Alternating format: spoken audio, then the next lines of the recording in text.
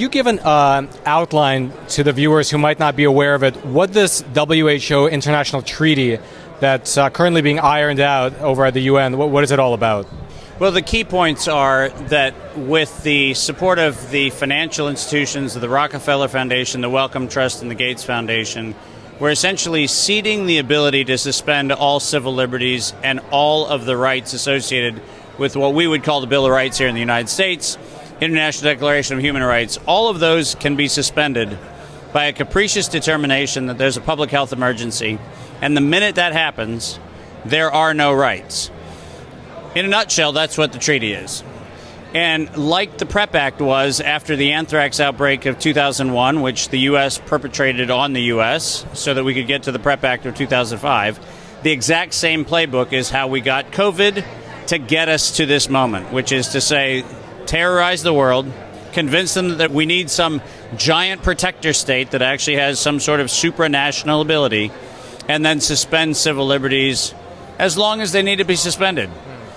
And in this particular case, at the whim of funding agencies who have no criminal accountability. So, in a nutshell, if you feel good about that, feel good about May.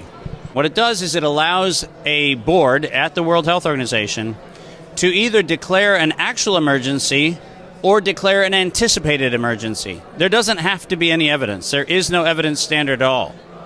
So this is actually worse than what happened in COVID, because they don't even have a standard that says they have to isolate a pathogen. They don't have to isolate anything. What they have to do is simply say, we think that there is a reason to declare an emergency, and as such, we therefore have the ability to suspend travel, to actually penalize member states. There's a very big clause inside of the treaty that actually has penalties on member states for noncompliance.